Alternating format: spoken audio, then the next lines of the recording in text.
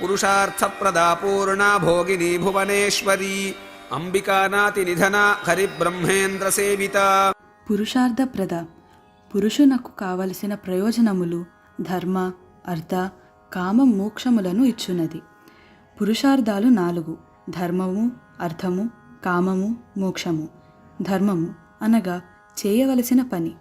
యుద్ధరంగంలోకి యుద్ధానికని వచ్చిన అర్జునుడు శ్రీకృష్ణునితో నేను యుద్ధము చేయాలా అని అడిగినందుకు కృష్ణునికి గీతోపదేశం చేయవలసి వచ్చింది.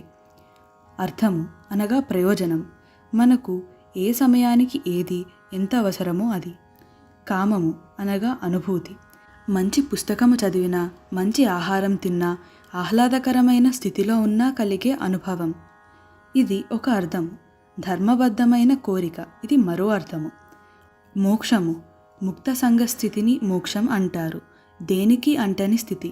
అమ్మవారిని ఆశ్రయించిన వారికి పై 4 ప్రసాదిస్తుంది. పురుషార్థాలు అంటే పురుషులకు మాత్రమే అని కాదు. పురమునందు ఉండు వ్యక్తిని పురుషుడంటారు. ఇక్కడ పురము అంటే ఊరు కాదు, దేహం. పూర్ణురాలు ప్రతి జీవికి మనస్సు అనే చంద్రుణ్ణి పూర్ణచంద్రునిగా ప్రకాశింపచేసే తరుణం, అవకాశం ఇస్తుంది అమ్మవారు. శ్రీవిద్యలో పరిపూర్ణమైన మనస్సు, పవిత్రమైన భావాలు, నిత్య సంతృప్తి లక్షణాలు కలవారే పూర్ణ దీక్షాపరులు. భోగిని భోగములను అనుభవించున్నది లేదా భోగములను ఇచ్చున్నది. భోగిని అంటే చుట్టులు చుట్టుకొని ఉండే పాము అని అర్థం ఉంది. కాబట్టి కుండలిని శక్తి కూడా మూలాధారం వద్ద 3.5 చుట్లతో నిద్రిస్తూ ఉండే పాముతో పోలుస్తారు. కాబట్టి అమ్మవారు భోగిని అంటే కుండలిని రూపము గలది అనే అర్థం. సుఖాలను అనుభవించేవాడిని భోగి అంటారు.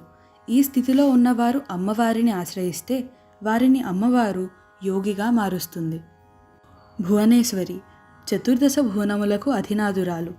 చతుర్దశ భువనాలు అనగా అతలము, వితలము, సుతలము, తలాతలము, రసాతలము, మహాతలము, పాతాళము, భూలోకము, భువర్లోకము, సువర్లోకము, మహాలోకము, జనోలోకము, తపోలోకము, సత్యలోకము. ఈ చతుర్దశ భువనాలని మనలోని ప్రజ్ఞాస్థితులను తెలిపే వివిధ లోకాలుగా సంకేతిస్తారు. ఈ వివిధ ప్రజ్ఞాస్థితులలోనూ అంతర్యామిత్వం వహించున్నది అని కూడా ఈ నామానికి అర్థం చెప్పుకోవచ్చును. అంబిక తల్లి. సంస్కృతంలో అంబా పదం, తెలుగులో అమ్మ పదం ఒకే అర్థాన్ని సూచిస్తాయి. బాలా పదం నుండి బాలికా పదం పుట్టినట్లు అంబా పదం నుండి అంబికా పదం పుట్టింది. అనాది నిధన ఆది అంతము లేనిది. ఆది అంటే జననమని, అంతము అంటే మరణమని అర్థం చేసుకోవాలి.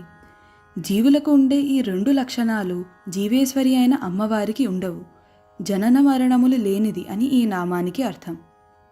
హరిబ్రహ్మేంద్ర సేవిత విష్ణువు చేత, బ్రహ్మచేత, ఇంద్రుని చేత సేవింపబడినది. హరిబ్రహ్మేంద్రులే కాదు, సకల దేవతలు సేవించే పరదేవత అమ్మవారు. అమ్మవారిని సేవించడానికి పెద్దగా శాస్త్రాలు తెలియనవసరం లేదు. అసలు ఏమీ తెలియనక్కర్లేదు. ఆర్తితో అమ్మ అని పిలవడం వస్తే చాలు. మహాకవి కాళిదాసు ఇందుకు ఉదాహరణ.